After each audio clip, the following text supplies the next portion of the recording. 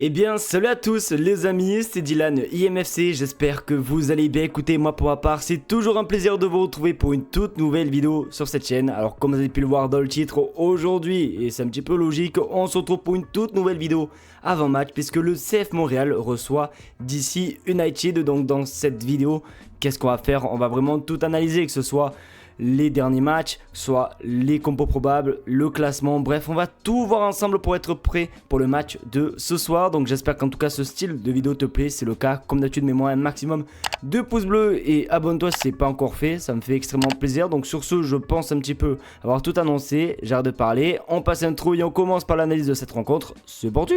Et du coup les amis, juste avant de rentrer dans l'analyse de cette rencontre, je suis heureux de vous annoncer que je suis de retour sur Twitch. Et oui, on va vivre le match de ce soir en live sur Twitch, donc pensez à vous abonner, le lien est en première ligne de description, vraiment comme à l'ancienne les gars, tout simplement. Voilà, ça c'était mon dernier live qu'on avait fait, voilà comment c'est présenté, c'est magnifique, c'est trop beau, c'est waouh, franchement les gars, donc pensez à venir les amis, ça va être incroyable les gars. Donc voilà, du coup pour la petite pub Twitch, ensuite on va aller direction, et ouais, FODMOB comme d'habitude les amis. Donc CF Montréal face à DC United dans 3 jours, parce que oui, cette vidéo je la tourne jeudi, il est 21h28, mais vous inquiétez pas, ça ne change en rien. Donc on va commencer directement par le dernier 11 de départ des deux équipes. Donc pour Montréal c'était Breza, en défense c'est Bougaï, Morales, Vera et Petrasso. Donc une défense plutôt basique, on va pas se mentir, avec le milieu de terrain avec Longstaff, Pereira et Victor Lutori.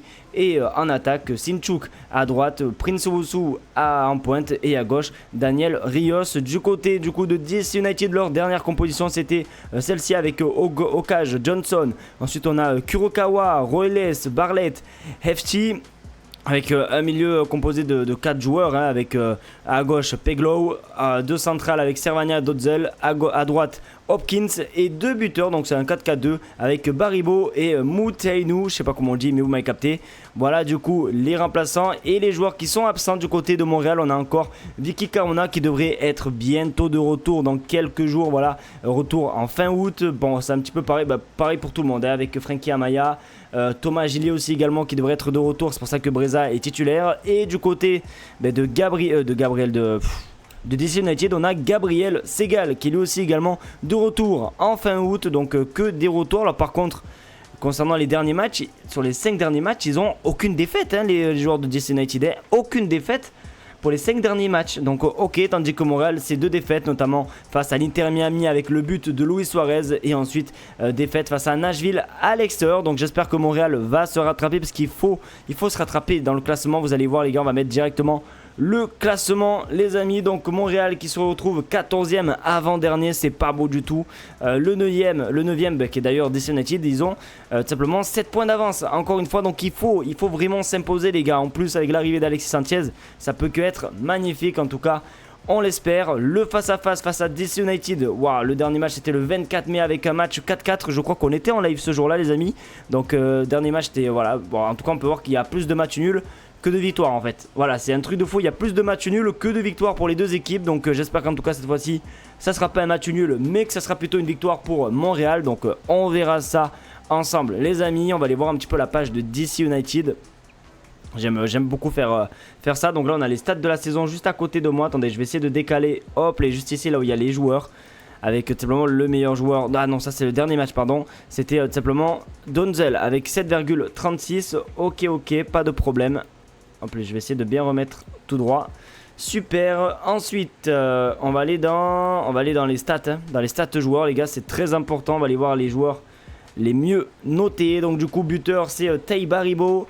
Ok, meilleur passe D c'est Peglow. Et le joueur le plus décisif du coup c'est Baribo qui a quand même 11 buts, hein. C'est énorme les amis. Donc meilleur joueur du coup logiquement c'est Tai Baribo. Minute jouée c'est le gardien, ça il n'y a pas trop de surprise. Donc là vous avez un petit peu toutes les stats etc, hein. Si vous voulez mettre pause, vous mettez pause, faites ce que vous voulez les amis. Donc ok. Bon ça après plus c'est bas, plus c'est vraiment des stats où on en a rien à faire. Ensuite stats équipe, ça c'est simplement en MLS. Donc DC United qui sont, ok, 19e dans les buts par match, c'est-à-dire qu'ils marquent pas énormément de buts. Notre Mob, ils sont à 6,84, ok. But concédé, 1,6, donc ça veut dire qu'ils se prennent énormément de buts aussi également, hein. Vous le voyez juste en dessous de moi, les gars. Vous voyez pas tout, je vais essayer de réduire un petit peu pour que vous voyez un petit peu l'aperçu de tout. Ça sera 1000 fois mieux. Voilà, là c'est mieux. Ensuite, possession moyenne, DC United c'est 39, donc c'est pas non plus... Bon, en fait, c'est pas une équipe top hein, non plus. Quand tu regardes les stats, en fait, les gars, c'est...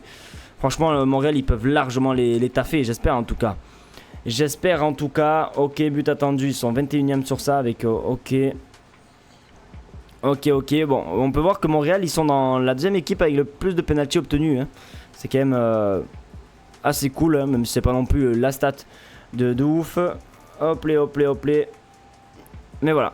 Ok, par contre, penalty concédé, ils sont premiers aussi également avec Chicago. Donc bon, en termes de penalty, Montréal, ça connaît. Allez, du coup, les transferts, est-ce qu'ils se sont renforcés durant cet été? Eh bien, bien sûr que oui, il y a en plus 2 jours, à l'heure où je tourne cette vidéo, avec l'arrivée de Connor Huntley, les amis. Ah non, même pas, qui est parti, pardon, il est parti, il a quitté le club. Mais du côté des sens des arrivées, on a simplement Nathan Ordaz pour 2,1 millions d'euros qui a rejoint le club. On a aussi Aaron, bon, du coup, qui a prolongé.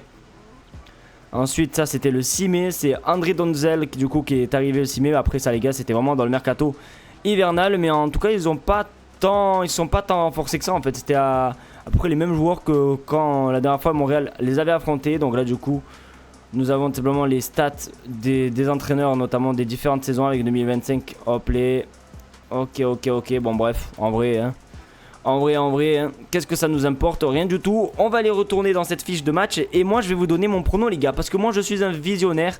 Et vous allez voir, là, en plus, on peut tout simplement mettre qui va l'emporter. Hop, les, voilà, je mets... Oh, 40% Montréal et 36%. Ok. Bon, moi, en tout cas, je vois une victoire de Montréal. Je vois une victoire 2-1 de Montréal. Donc, n'hésitez pas, vous, à me faire votre prono dans les commentaires. Et vraiment, n'oubliez pas, vraiment, je vous remets, hein, n'oubliez pas, on sera sur Twitch, les amis. Mon Twitch, juste ici. Abonnez-vous, c'est très important, les amis. Donc, merci en tout cas de ceux qui viendront, les amis. C'était Dylan IFFC. J'espère que cette vidéo vous aura plu, c'est le cas. Comme d'habitude, mettez-moi un maximum de pouces bleus et abonnez-vous. Merci à vous, très bon match et on se dit peut-être à tout à l'heure sur le live Twitch. Ciao les goats.